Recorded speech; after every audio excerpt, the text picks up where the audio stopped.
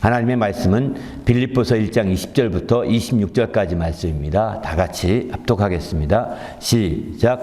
나의 간절한 기대와 소망을 따라 아무 일에든지 부끄러워하지 아니하고 지금도 전과 같이 온전히 다함대하여 살든지 죽든지 내 몸에서 그리스도가 존귀하게 되게 하려 하노니 이는 내가 사는 것이 그리스도니 죽는 것도 유익함이라. 그러나 만일 육신으로 사는 이것이 내 일의 열매일진데 무엇을 택하였는지 나는 알지 못하노라. 내가 그 둘 사이에 끼었으니 차라리 세상을 떠나서 그리스도와 함께 있는 것이 훨씬 더 좋은 일이라. 그렇게 하고 싶으나 내가 육신으로 있는 것이 너희를 위하여 더 유익하리라. 내가 살 것과 너희 믿음의 진보와 기쁨을 위하여 너희 무리와 함께 거할 이것을 확실히 아노니 내가 다시 너희와 같이 있으므로 그리스도 예수 안에서 너희 자랑이 나로 말미암아 풍성하게 하려 함이라. 아멘. 풍성해서 누림으로 영광을 이렇게 해서 이런 제목의 말씀으로 우리의 부흥회를 나누고자 하고요. 또 우리에게 주보에 나오는 제목대로 풍성하게 해서 누리며 살도록 이렇게 주보에 오늘 주일 예배 제목을 이렇게 약간 다르게 표현해 봤습니다. 그러나 같은 내용의 말씀입니다. 풍성하다는 것은 우리 알곡이 되어서 더 열매가 알찬 열매로 맺어지는 것에 초점을 두고 드리는 말씀입니다. 그동안에 첫 번째 부흥에서도 이제 준비해서 정말 누림으로 영광을 말씀드렸고요. 이 준비도 이제 밑거름을 주고 또 덧거름을 주고 이렇게 해서 마침내 이제 그 땅에 기반에 걸음을 주어서 그 기반을 잘 닦고 그리고 그 진해가 빨아 올려서 열매 맺을 수 있다. 이렇게 그게 첫 번째 준비하는 것이다. 가장 먼저 중요한 준비라고 말씀드렸고요. 두 번째, 그렇게 땅에 걸음을 많이 준비하게 되면 중요한 것은 이제 그 진해가 빨아 올려야 되거든요. 그런데 걸음을 많이 주었지만 의외로 빨아들이지 못하고 죽는 나무도 있습니다. 신기하죠. 열매는커녕 죽는 나무도 있습니다. 그것은 알다시피 이제 이미 나무가 병들었기 때문에 죽어가는 거겠죠. 그러나 진액을 100% 빨아들이면 나무도 성장하고 좋은 열매 맺게 되는 거죠. 이렇게 버려지는 걸음, 버려지는 영양분이 없이 다 흡수하기 위해서 필요한 것이 뭐냐면 감사하는 것입니다. 그래서 두 번째 시간은 감사해서 누리며 영광을 이라는 제목의 말씀을 드렸습니다. 왜냐하면 감사는 바로 버릴 것이 없다고 했습니다. 하나님의 지으신 모든 것이 감사함으로 받으면 버릴 것이 없다고 디모데전서 4장 4절에 그렇게 말씀하거든요. 그런 차원에서 볼 때 감사함이라는 것은 바로 영양분을 다 흡수한다는 겁니다. 버리지 않고 완전히 흡수할 수 있게. 그렇게 흡수되면 뭐가 되겠습니까? 나무가 더 확실히 크고 또 좋은 열매 맺고 결실하게 되는 거죠. 그러면 마침내 하나님께 영광을 돌리는 길이 열리지 않겠습니까? 오늘 세 번째 시간은 그렇게 해서 감사함으로 진액을 빨아 올리게 되면 그것을 모아가지고 열매를 맺는데 그 열매가 풍성하게 되어서 영광을 돌리게 된다는 그런 말씀입니다. 바로 그 열매가 진액을 통하여 풍성하게 되는 거죠. 열매가 풍성하게 되려면 알곡이 돼야 되고 알찬 열매가 돼야죠. 그저 열매만 많이 맺는다고 해서 열매가 그게 풍성한 것이 아니거든요. 개수는 많을지 모르겠지만 그건 좋은 열매가 아닐 수 있습니다. 포도나무 같은 경우는 그래서 한 가지에 한 송이만 맺게 만들더라고요. 특별히 큰 포도일수록, 거봉같이 큰 포도일수록 한 가지 한 송이만 맺도록 나머지는 다 따줍니다. 다 솎아납니다. 왜? 그것은 같이 키우면은 상품성이 없는, 알차지 못한 거봉이 되기 때문에 오히려 그럴 바에는 필요 없다는 거예요. 열매만, 그 거름만 허비하고 또 영양분만 허비하기 때문에 한 송이에 집중하게 하려고 이렇게 키웁니다. 이렇게 풍성하다는 것은 그저 많다 하는 개념은 아닙니다. 바로 알차고 그래서 곡식 주님의 곳간에 드려질 수 있는 그런 열매가 되어야 풍성한 열매라고 볼 수 있고 그렇게 출시했을 때 풍성한 그런 상황이 되는 것이죠. 이렇게 되어서 마침내 하나님께 영광을 돌리는 성도가 될 수 있는 거죠. 우리는 정말 그렇기 때문에 주님 안에서 이 세 번의 붕해를 통해서 우리가 적극적으로 이런 열매가 풍성함으로 하나님께 영광 돌리는 삶이 될 수 있도록, 특별히 이런 준비를 해서 새해에 열매로 영광 돌리자라고 하는 것이 새해의 표거든요. 열매를 통하여 더욱더 영광을 돌리는 새해가 되었으면 하는 간절한 바람입니다. 그런데 하나님은 바로 이렇게 우리가 풍성한 열매를 들고자 하는데, 이것은 우리만의 소원이 아닙니다. 우리만의 소원이 아니라 하나님의 소원이기도 합니다. 왜냐하면 하나님은 처음부터 풍성하신 분이기 때문입니다. 하나님은 부족함이 없는 분이십니다. 사람의 손으로 지음받은 사람의 손으로 어떤 섬김 받아야 될 만큼 부족함이 있는 것이 아니라는 것입니다. 그분은 넉넉하고 풍성한 분이시거든요. 성경은 이런 시편의 86편 15절은 이런 말씀하십니다. 바로 하나님은 인자와 진실이 풍성하신 하나님이시라고 이렇게 말씀합니다. 에베소 2장 4절은 긍휼이 풍성하신 하나님이라고 이렇게 말씀하십니다. 또 이제 로마서 11장 33절을 보게 되면 하나님의 지혜와 지식의 풍성함이여 라고 하나님이 지혜와 지식이 풍성하신 분이심을 강하게 이렇게 말씀하고 있습니다. 에레미야 33장 6절도 보게 되면은 이제 보라 내가 이성을 치료하며 고쳐 낫게 하고 평강과 성실함의 풍성함을 그들에게 나타낼 것이다 이렇게 말합니다. 하나님께서 그들에게 평강과 성실함의 풍성함을 나타낸다는 것입니다. 그들에게. 그만큼 우리 하나님은 풍성한 역사를 하고 있음을 표현해 주고 있는 거죠. 그렇기 때문에 우리가 하나님을 우리가 의지하고 나갈진데 이런 풍성함을 더 힘입고자 하는 것입니다. 하나님을 믿으면 믿을수록 우리도 풍성하게 되게 되는 거죠. 하나님을 의지하면 의지할수록 더 풍성함을 힘입어 나갈 수 있게 되는 거죠. 우리 모두도 이런 풍성함을 누리고 또 풍성함을 힘입는 성도가 되시기를 바랍니다. 할렐루야. 그래서 하나님께서 그 아들을 보내실 때도 하나님의 아들을 통해서도 바로 풍성하게 하신다는 것을 말씀하십니다. 바로 그분은 어떻게 풍성하게 하시느냐? 요한복음 10장 10절에 보게 되면은 바로 내가 온 것은 양으로 하여금 생명을 얻게 하고 더 풍성히 얻게 하려 하심이라 이렇게 말씀하십니다. 바로 예수께서 오신 것은 양들로 하여금 생명을 얻게 하시고 더 생명을 풍성히 누리게 하려고 하심이라는 것이죠.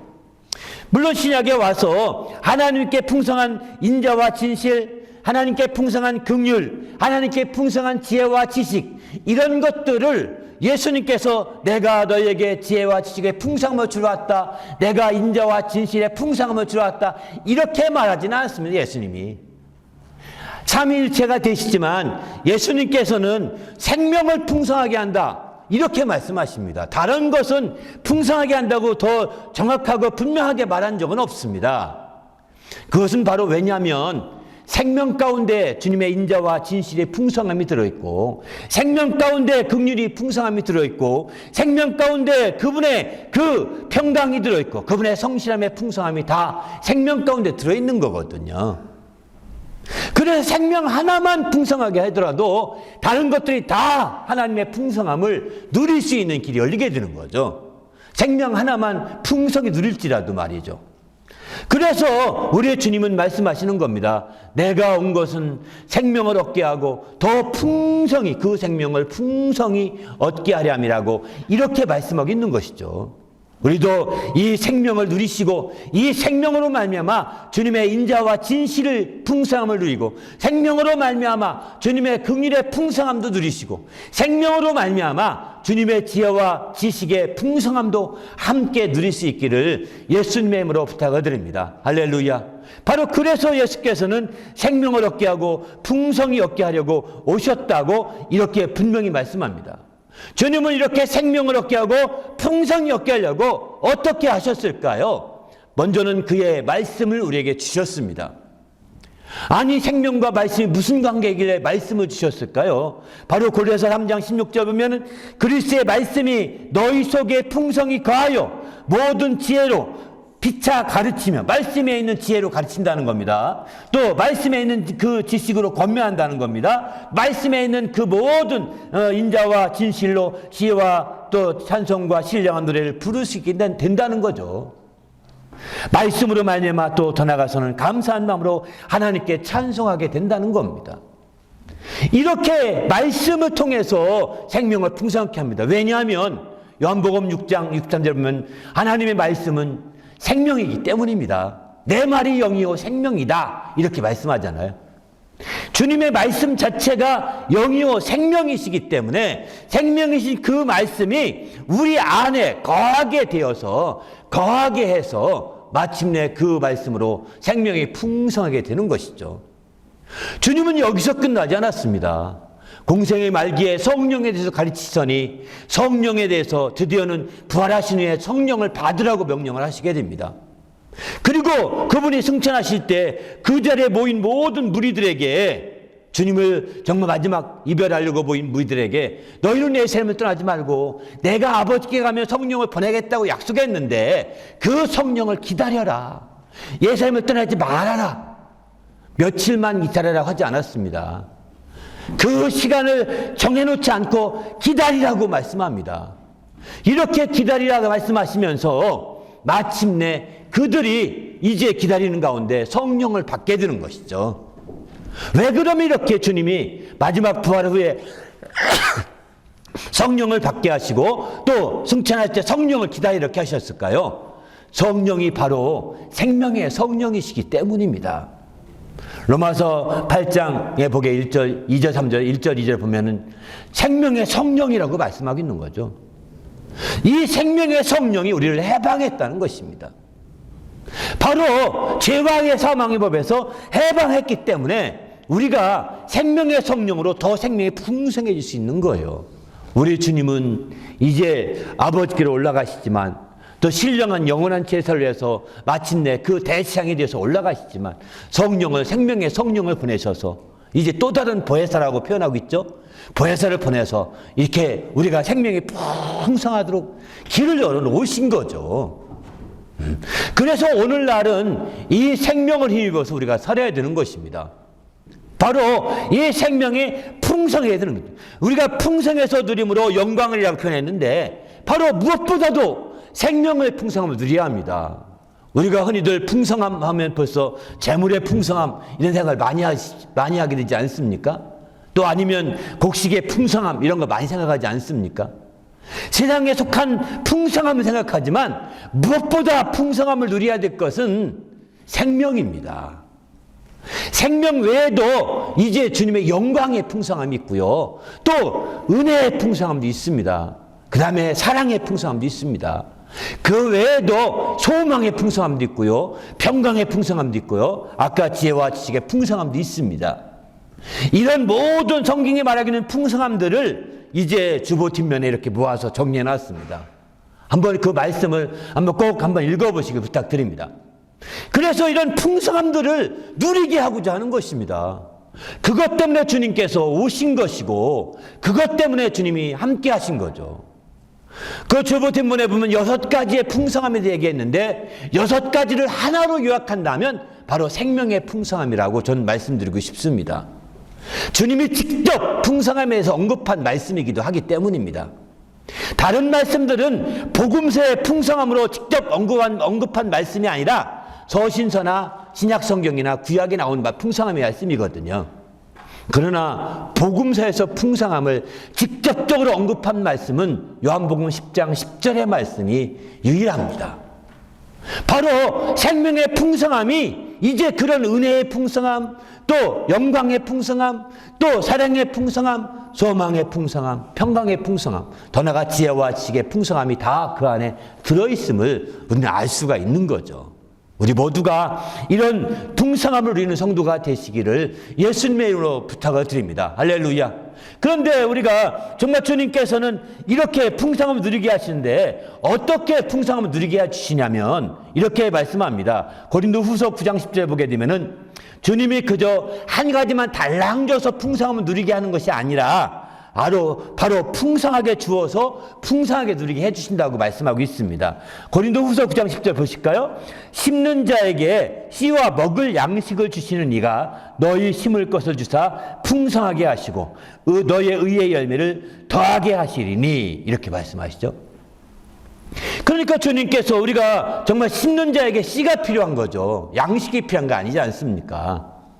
근데 하나님은 심는 자에게 씨만 주는 것이 아니라 먹을 양식까지 더해주신다는 것입니다. 솔로몬 같은 경우에 내가 무엇을 원하느냐 이렇게 번제를 다 드리니 하나님이 응답으로 묻습니다. 그때의 솔로몬은 나는 지혜를 원합니다. 나는 나이가 어려서 임금이 됐는데 난 지혜가 필요합니다. 그랬더니 그러냐 하면서 지혜를 더 주면서 덤으로 내가 너의 영광을 누리게 하리라 이렇게 말씀하십니다. 영화를 더하리라고 말씀하고 있는 거죠. 바로 이처럼 한 가지만 주님이 우리가 구했던 한 가지만 달랑 얹어주는 것이 아니라는 거예요. 하나님이 풍성하게 주신다는 것은 그것 외에도 꼭 필요한 것 그것 외에도 덤으로 더해 주셔서 더 풍성하게 하신다고 이렇게 말씀하고 있는 거죠. 더 나가서 우리가 기도하고 우리가 구할 때만 주는 것이 아니라 우리가 기도하고 구하지 아니할지라도 주님이 풍성하게 하고자 하심을 우리는 알 수 있습니다. 고린도후서 8장 9절 말씀을 함께 보실까요? 한번 이 말씀 함께 읽어보십시다. 고린도후서 8장 9절입니다. 시작. 우리 주 예수 그리스도의 은혜를 너희가 알거니와 부유하신 이로써 너희를 위하여 가난하게 되심은 그의 가난함으로 말미암아 너희를 부유하게 하려 하십니다. 그렇습니다. 그 주님께서 풍성하신 주님께서 우리를 풍성하게 하실 때 기도한 것만 주고 끝나는 게 아니라는 겁니다. 기도한 것만 그 기도한 것 중심으로 한두 가지 얹어주는 것으로 끝나지 않고 기도하지 않았을지라도 믿지 않았을지라도 믿음이 없을지라도 그들을 위해서라도 주님이 그들이 풍성하게 누릴 수 있는 길을 열어놓으신 거거든요. 그들이 풍성하게 누릴 수 있는 길을 열어놓으신 것입니다. 그래서 주님께서 그들이 생명을 누릴 수 있도록 대신 죽어주신 것이고요. 그들이 생명의 풍성함 누리게 대신 주어주신 것이고 그들이 부유하여 풍성하게 하려고 주님이 가난을 체휼하셨다고 이렇게 말씀하고 있는 거죠. 주님이 가난을 직접 몸으로 겪으셨다는 것입니다. 직접 겪으셨다는 거예요. 이렇게 가난을 직접 겪어서 체험함으로 말미암아 마침내 그는 정말 그 기도하지 않았을지라도 믿음이 없을지라도 그리고 주님께 나오지 않았을지라도 그런 자들까지도 누릴 수 있도록 먼저 이렇게 길을 열어놓으신 거예요. 여긴 그래서 부유하게 하려 하십니다. 바로 풍성하게 하려 하십니다. 이렇게 표현하고 있는 거죠. 주님이 우리가 기도하기 전부터 주님께서 힘써 주셨다는 것입니다. 우리가 강구하기 전부터 주님께서 힘써 주셨다는 겁니다. 우리가 주님 앞에 몸부림치기 전부터 주님께서 먼저 애써 주셨다는 것입니다. 주님이 애써 주시고 힘써 주시고 정말 주님께서 수고해 주신 그 모든 것들이 헛되게 해서 안 되지 않겠습니까? 올 한 해 누리며 살자 이런 주제의 말씀을 드리는 것도 바로 거기에 있는 거죠. 뭘 누리느냐? 하나님께서 하려 하신 것들이 무엇인지를 나누고 있는 겁니다. 하나님이 우리가 아무것도 안 했을 때부터 하려고 하셨던 것이 어떤 것인지 우리가 누리게 하려고 하셨던 것이 무엇인지를 계속해서 1년 내내 나눴거든요. 특별히 하반기는 거기에 초점 두고 나누고 있습니다.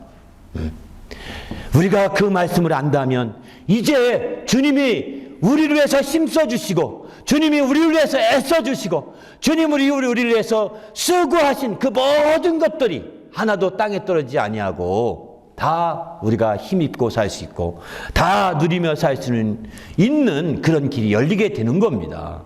주님의 이런 말씀들을 놓치지 마시고 그런 말씀을 힘입어서 철저히 누리시기 바랍니다. 누리면 좋고 안 누리도 괜찮아요. 이거는요 믿음이 없는 얘기입니다. 선택의 여지가 없는 겁니다. 주님이 베풀어 주신 걸 안 누리는 것은 무시한 것과 똑같은 겁니다. 주님이 누리게 해 주시려고 주님이 힘있게 해 주시려고 그것을 누리며 살게 해 주시려고 힘써 주신 그것을 내가 그냥 필요 없어요. 있으면 좋지만 필요 없어요. 이런 것과 똑같은 것은 너무 믿음이 없는 고백입니다. 믿는다음에도 불구하고 이건 참된 믿음이 아닙니다. 우리가 그만큼 우리의 그릇 가운데 세상 것으로 가득 차여 있다는 거예요. 필요 없을 만큼 가득 차여 있는 거예요. 그래서 회개해서 이 그릇을 뒤집어야 되는 겁니다. 회개해서 이 그릇을 비워내야 되는 거예요. 그걸 회개라고 표현합니다. 그래야 그릇에 담길 수가 있는 거죠. 나는 필요 없어요. 은혜 필요 없어요. 여러분 물어보세요. 여러분 자녀들에게 은혜 받아야지? 아니, 은혜 필요 없어요. 이런다니까요. 그런 사람들 간혹 만날 때가 있습니다. 은혜 없어 잘 산다는 거예요. 불신자들한테 물어보세요. 은혜 필요 없어요. 9원을 주려면 10원 주세요. 이런 더 붙여서. 이런 농담으로 한다고요. 안타깝지 않습니까? 왜 이럴까요? 그것은 다 주님의 힘써 주신 것을 깡그리 무시하는 겁니다. 주님이 애써 주신 것을 깡그리 무시한 겁니다. 우리는 그것을 세상의 어떤 것보다 그것을 누리며 살고 세상의 그 무엇보다 그것을 힘입어 살아야 되는데, 그것을 힘입어 살기 전에 이미 세상의 것으로 힘입어 살다 보니까 힘입을 필요가 없는 거예요. 마지막 죽음에 앞서서, 죽기에 앞서 그때 갔더니 그동안에 힘입고 의지해왔던 것이 아무것도 아닌 걸 그때서 깨닫습니다. 허망하죠. 그래서 죽음을 앞두고 불신자들이 다 허망하다고 이렇게 말하고 있는 거예요. 자기가 의지하고 자기가 힘입어 살고 왔던 그 모든 삶이 허망한 것이었다. 참 인생이 무상하다. 이렇게 얘기하는 거죠. 여러분 이렇게 말하고 죽으실래요? 그럴 수는 없는 겁니다. 주님이 정말 힘입어 살도록 하신 이것을 힘입어 산 자는 할 수만 있으면 더 힘입으려고 몸부림치는 거거든요. 할 수만 있으면 더 누리려고 몸부림치는 거거든요. 할 수만 있으면. 그래서 더 살려고 하는 겁니다. 그냥 세상에 그 좋은 과학 문명 더 누리려고 사는 것이 아니라 정말 할 수만 있으면 주님이 베풀어 주신 그것을 더 누리려고 하는 겁니다. 세상의 과학 문명을 찬송하지 말고 주님이 베풀어 주신 그것을 우린 더 누리면서 그걸 찬송하는 게 진정한 그리스도인들의 모습이 아닐까요? 우리도 깜짝 놀랄 만큼 세상이 변하고 문명이 발달되고 있습니다. 이럴 때일수록 우리는 주님의 베풀어 주시고 힘있게 애써 주시고 힘써 주신 이 모든 것들을 누리며 살 때 참으로 영광 돌리는 삶이 될 수 있는 거죠. 그렇지 않으면 우리는 아쉬운 거예요.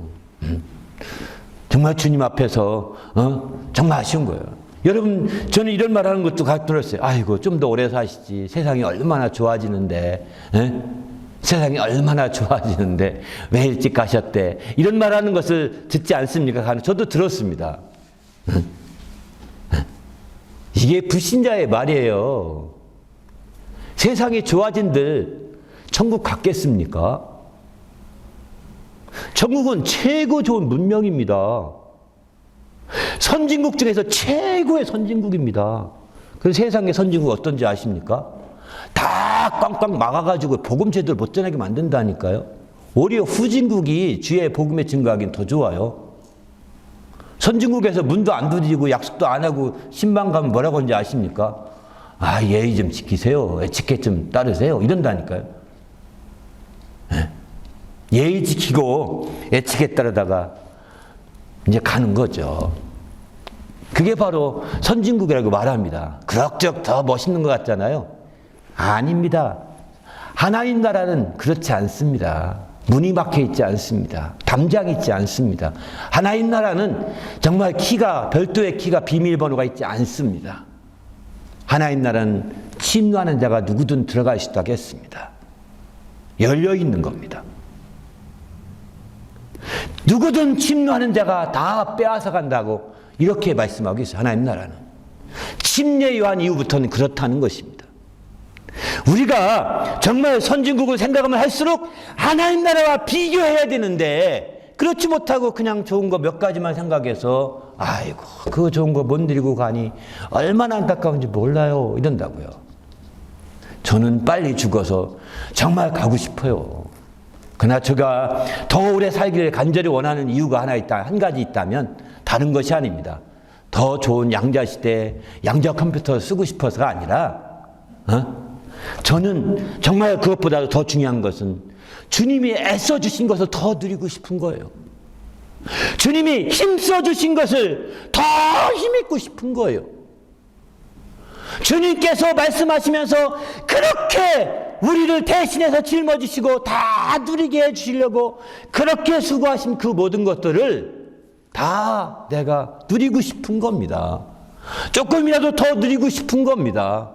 그래서 더 오래 살고 싶고 더 열심히 살고 싶고 더 열심으로 달려가고 싶은 거죠. 다른 거 없습니다. 우리는 정말 주님 앞에서 주님이 애써주시고 힘써주신 이것이 헛되지 않도록 힘쓰십시다. 할렐루야.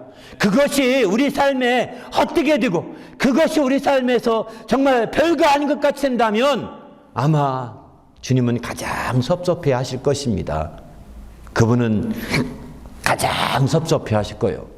우리 모두가 정말 주님이 누리면 살도록 해주신 것을 다 누려서 주님이 섭섭하지 않도록 하는 성도가 되시기를 예수님의 이름으로 부탁을 드립니다. 할렐루야. 이렇게 주님께서 풍성하게 해서 주님이 부유하게 해서 누리게 해주신 것들을 다 누리면 어떤 사람이 될까요? 어떤 사람이 될까요? 고린도후서 6장 10절은 이렇게 말씀합니다. 근심하는 자 같으나 항상 기뻐하고 가난한 자 같으나 많은 사람을 부유하게 하고 아무것도 없는 자 같으나 모든 것을 가진 자로다. 이렇게 말합니다. 우리가 주님을 가까이 해서 하나님을 가까이 해서 이제 그분의 풍성함을 누리게 된다면 그분을 가까이만 할수록 풍성함을 누리게 되지 않습니까? 예수님을 가까이 한 여인들, 혈루증한 여인이 풍성함을 누려서 병을 고침받지 않습니까? 예수님을 가까이 했던 중풍병자들, 예수님의 생명을 풍성케 하려고 했다기 때문에 하신 것을 알고 가까이 했던 그들은 다 중풍병자 고침받지 않습니까? 가까이 하게 되면 이게 믿음이거든요. 내 믿음이 너를 구원했느니라 이렇게 말하지 않습니까? 심지어는 주님께서 개 짐승 취급하더라도 짐승도 주인의 상에서 떨어지는 부스러기를 먹습니다. 이렇게 수르분의 여인은 그렇게 끝까지 악착같이 주님을 가까이 붙들고 들어지면서 마침내 믿음을 발휘하더니 다 고침을 받게 됩니다. 이렇게 되는 거예요. 바로 풍성케 하고자 하시는 우리 하나님, 풍성케 하고자 오신 우리 주님, 그분을 믿음으로 가까이 함으로 풍성함을 누리면 근심하는 자 같으나 항상 기뻐하는 자가 되고 그 풍성함을 누리며 살게 되면 우리가 아무것도 없는 자 같으나 모든 것을 가진 자라는 것입니다. 우리가 가난한 자 같으나 많은 사람을 부유하고 풍성하게 하는 자라는 것입니다. 이런 멋진 성도가 되시기를 예수님의 이름으로 축원합니다. 할렐루야. 우리가 믿음을 정말 거기에 주님을 가까이 함으로 믿음을 발휘해야 되는 거죠. 그럴 때 마침내 하나님의 놀라운 역사를 이룰 수 있는 거죠. 이런 풍성한 역사가 사실은 이제 6가지가 있다는 것을 주보 뒷면에 있다는 것을 말씀드렸습니다. 오늘은 그 중에 한 가지만 더 말씀드리고 마치려고 합니다. 그것은 바로 사랑의 풍성함에 대해서 오늘 말씀드리려고 합니다. 바로 우리의 삶 가운데 주님의 사랑이 풍성하게 해서 깊이 사랑을 누려야 되는 거죠. 주님의 생명의 풍성함을 통하여 사랑을 우리가 누리고 사랑을 깊이 풍성하게 누릴 수 있어야 되는데 사실은 우리 주님의 사랑을 정말 너무나 수박 겉핥기식으로 넘어가고 있다는 것입니다. 너무 아쉬운 거죠. 이 사랑이 풍성하게 하려면 어떻게 해야 될까요? 성경은 이렇게 말합니다. 빌립보서 1장 9절에 보게 되면은 바로 지식과 모든 총명으로 점점 더 사랑이 풍성하게 된다고 말씀하고 있습니다. 사랑이 풍성해지려면 지식과 그리고 모든 총명으로 사랑이 풍성해진다는 거예요. 그냥 사랑을 느끼게 해주세요. 사랑을 알게 해주세요. 이것이 아닙니다. 하나님에 대한 지식을 많이 가지고 그 총명을 발휘하고 이렇게 할 때 더 풍성해지게 된다는 거예요. 여러분 부모님의 사랑도 마찬가지죠. 시간이 지나가면서 풍성해지려면 부모님의 사랑을 정말 갈수록 어릴 때 많이 받고 갈수록 사랑을 덜 받지 않습니까? 덜 받는 것 같이 느끼잖아요. 그러나 그 사랑이 풍성해지려면 부모님을 깊이 알아야 합니다. 부모님을 수박 겉핥기식으로 알게 되면 그 사랑이 그저 없는 것 같아요. 맨 꾸중만 하는 것 같아요. 부모님이. 맨 짜증만 내는 것 같고 맨 잔소리만 한 것 같이 느껴진다고요. 그러나 그렇지 않습니다. 부모님이 한마디도 잔소리가 아니라고요. 그렇게 해서 그 사랑을 느껴야 되는데 깊이 부모님에 대한 지식이 없어요. 부모님을 알려고 하지 않아요. 총명을 발휘해서 부모님을 이해하려고 하지 않아요. 그러니 사랑이 풍성하게 못 느끼게 되고, 그리고 마침내 부모님은 날 미워한다, 나를 저 사람보다 나를 덜 사랑한다, 이렇게 비교적으로 비교만 하는 거죠. 안타깝죠. 아닙니다. 부모님의 사랑만 하더라도 지식이 있게 되면, 총명이 있게 되면 더 풍성하게 그 사랑이 느껴진다는, 하물며 하나님의 사랑은 더 말할 것이 없는 거죠. 그 사랑은 더 놀라운 것입니다.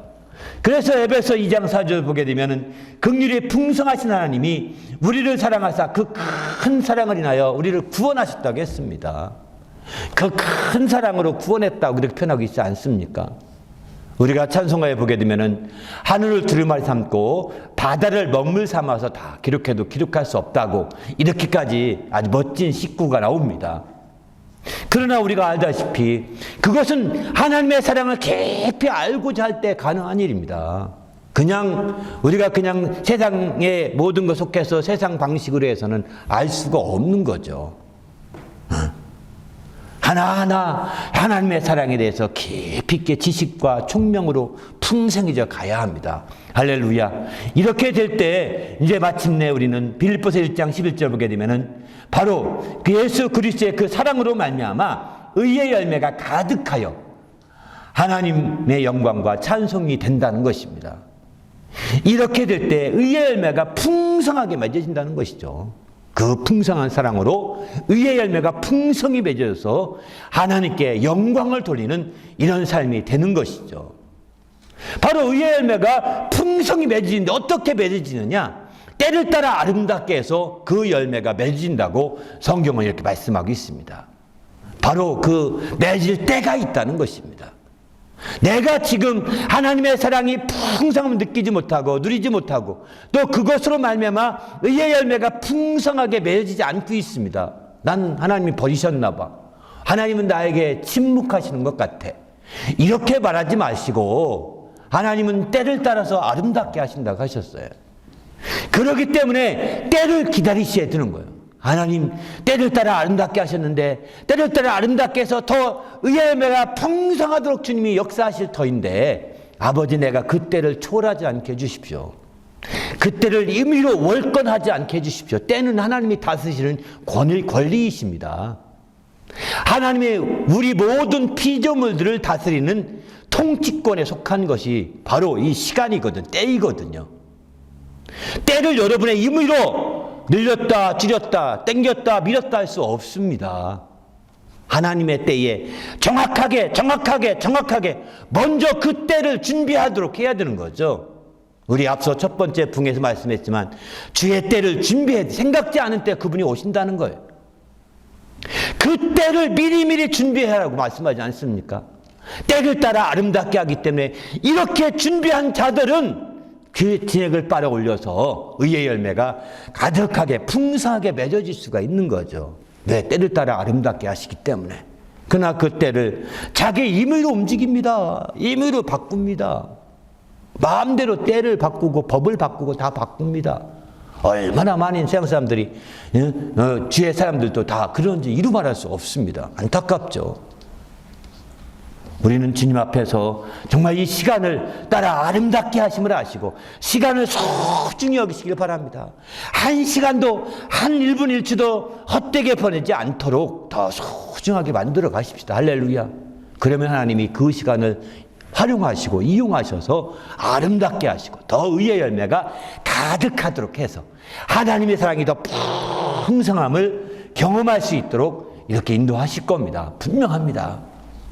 우리에게 이와 같이 하나님의 사랑을 아주 이렇게 깊이 있게 알려주고 가르쳐주고 그 지식과 총명을 따라 그 사랑이 풍성하게 인도하는, 그렇게 하는 자들을 우리는 인도자라고 말합니다. 그 인도자. 근데 그 인도자를 통해서 마침내 하나님의 사랑이 풍성해지는 것이고, 인도자를 통해서 그 사랑이 더 깊이 알아가게 되는 것이죠. 그래서 성경은 그 인도자를 귀역이라고 이렇게 말씀하고 있습니다. 그 인도자들. 오늘 본문도 보게 되면 그 인도자가 얼마나 힘써 애쓰는지를 보여주고 있어요. 인도자가 하나님의 사랑을 나타내려고, 그리스도를 나타내려고, 그리스도가 존귀하게 되게 하려고 얼마나 애쓰시는지를 오늘 본문도 보여주고 있습니다.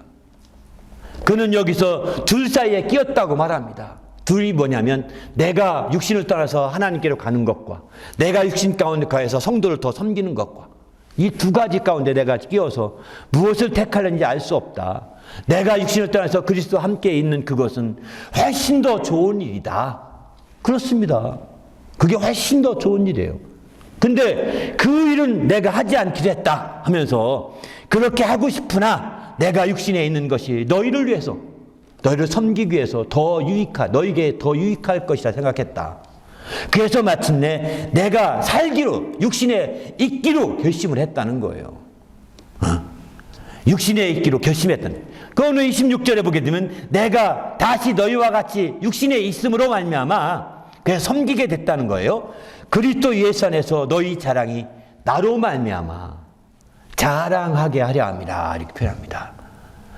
나로 말미암아 너희 자랑이 나로 말미암아 풍성하게 하려 함이라, 이렇게 표현하죠.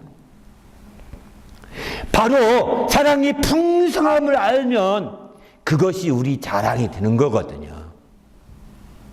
부모님의 사랑이 풍성함을 알면 어디 가든 부모님 얘기를 합니다. 우리 아버지 어머니 이런 분인 거 몰랐다고.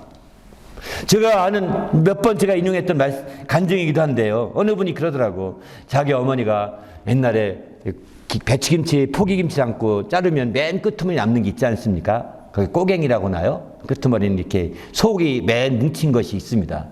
그거는 맛없는 거거든요. 그거는 김치찌개 할 때나 맛을 내려고 넣고 끓일 때 쓰는 건데요. 근데 어머니는, 자기 어머니는 늘 그걸 먹으면서 이게 난 최고 맛있더라 하면 먹더라는 겁니다. 처음에는 맛인 줄 알았대요. 엄마는 맛있는 거 혼자 먹네, 이랬다는 겁니다. 그 나중에 결혼하고 이제 애들 키우면서 김치를 잘라주지 않습니까? 좋은 거 앞에 애들 먹는 거 좋은 건 앞부분에 있으니까 먼저 자른 게, 그 부분 다 주고 남으니까 그것만 남더라는 거예요. 그래서 옛날 어머니가 했던 얘기가 생각나서 그거를 먹었더니 맛이 있는 게 아니라 맛이 없었대요. 이걸 어머니 맛있다고 왜 먹었지? 잠깐 그렇게 생각하는 순간에, 우리를 맛있는 거 먹이려고 어머니는 그걸 먹었구나, 이렇게 깨닫게 됐다고 얘기하더라고요. 그게 엄마의 사랑이었구나, 이걸 알게 됐다고 하더라고요. 그렇습니다. 우리의 부모님이나 우리의 인도자들이 정말 여러분을 정말 자랑이 되게 하려고 하는 거예요. 그 사랑이 풍성함을 깨달으면 이분이 자기 어머니 사랑을 자랑하는 거잖아요. 어머니가 이렇게 날 사랑했다고 자랑하는 거잖아요. 이렇게 이제 우리도 사랑을 풍성함을 깨달으면 자랑하게 돼 있는 거예요. 우리의 부모님의 사랑을 깨달으면 아마 얘기하면 먼저 부모님 얘기부터 할 거래요. 내가 최고로 존경하는 분 누군지 아십니까? 예수 하기 전에 사람 중에 누구죠? 이순신, 세종대왕. 아닙니다. 부모님이어야 됩니다. 정상적인 거예요. 정상적인 사람은 부모님을 최고로 존중하셔야 되는 거죠. 세종대왕이 밥 먹여줬습니까? 이순신이 밥 먹여줬나요? 부모님은 밥도 먹여주고 떡도 먹여주고 다 먹여줬잖아요. 왜 그것을 사랑이라고 느끼지 않고 왜 리스펙하지 않습니까? 우리는 주님 안에서 적극적으로 정말 주님이 정말 얼마나 사랑인지 아니면 주님이 자랑하게 되어 있는 거거든요. 하나님의 사랑이 풍성해지면 주님을 자랑하는 겁니다. 바로 사도 바울은 빌립보 교회를 향해서 그의 사랑으로 열심히 섬기고, 나는 천국 가고 싶지만 내가 더 살아 섬기기로 결심했다. 그것은 바로 너희 자랑이 나로 말미암아 풍성하게 하려고 그러는 것이다 라고 가르치고 있습니다. 어떻게 보면 거만스러운 얘기일 수도 있습니다.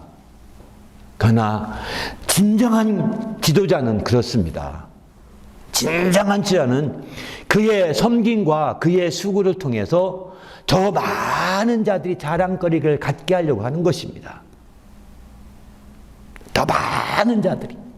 그래서 좋은 교회일수록 자기 목사님을 자랑합니다. 좋은 교회 가보세요.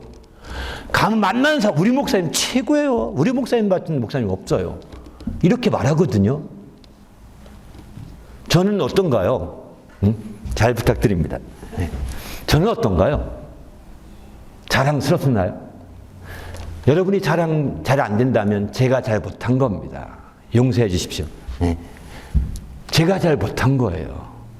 여러분이 저로 말미암아 자랑이 풍성하게 돼야 정상적인 지도자인데 제가 정상적인 지도자로 잘 못 살고 있다고 볼 수밖에 없는 거죠. 그건 저의 회개거리죠, 사실은. 전 너무 부족해요. 그러나 우리는 어쨌든 우리 주위에 누구보다도 우리를 인도하는 자들, 히브리서 보면은 너희를 인도하는 자들에게 순종하고 복종하라. 그들은 너희 영혼을 위하여 경성하기를 자신이 청산할 자인 것 같이 하느니라. 그들로 하여금 즐거움으로 이것을 하게 하고 근심으로 하게 하지 말라. 그렇지 아니하면 너희에게 유익이 없느니라. 이렇게 말합니다. 정말 여러분이 인정하든 안 하든 저는 여러분을 대신해서 청산할 자인 것처럼 정말 빚을 대신 갚아줄 자인 것처럼 열심히 기도하고 그렇게 몸부림치고 있는데 아직 전달이 안 된 것 같습니다. 전달이 안 된 것 같습니다. 더 전달되도록 더 열심히 하겠습니다. 저가 여러분의 자랑거리가 되기를 간절히 바랍니다. 그래서 자랑이 풍성하게 바로 그것이 바로 하나님의 사랑, 제 사랑, 저를 통하여 하나님의 사랑이 풍성함을 느끼면 느낄수록 그것은 자랑거리가 크게 풍성하게 될 것입니다. 그러나 저를 통해서 정말 하나님의 사랑이 크게 풍성하게 느껴지지 못하면 못할수록 자랑은커녕 이제 뒤에서 욕도 하고 판단도 하고 비판도 하고 비평도 할 수밖에 없겠죠. 결국은 쫓겨날 수도 있겠습니다. 우리는 세상에서 정말 어떤 사람이 되든지 어떤 사람이 되고 싶은지 뻔하지 않겠습니까? 우리 모두가 이제 주님의 풍성하게 하신 이 모든 것들을 누리되 특별히 주님의 사랑의 풍성함을 누려서 정말 많은 자랑거리가 있기를 예수님의 이름으로 축원합니다. 할렐루야. 옆에 성도들을 한번 보시기 바랍니다. 하나님의 사랑이 풍성함을 누려서 옆에 성도가 나의 자랑거리가 되어야 됩니다. 내가 자랑할 사람이 있는데 우리에게 이런 집사님이 계시더라고요. 이런 분이 계시더라고요. 하면서 우리가 자랑할 수만 있다면 그 교회는요 정말 행복이 넘치는 교회예요. 그 교회는 진짜 참 주님이 기뻐할 교회입니다. 우리 모두가 이렇게 풍성하게 하심을 누려서 하나님께 자랑도 하면서 감사도 하면서 영광을 돌리는 그런 성도가 되시기를 예수님의 이름으로 축원합니다. 할렐루야. 함께 기도할 때 하나님, 내가 철저히 주님 앞에서 이렇게 하나님 말씀을 통하여 내 자신이 철저히 깨어있는 성도가 될 수 있도록 인도해 달라고 오늘 말씀을 생각하며 간절히 합심하여 기도하겠습니다.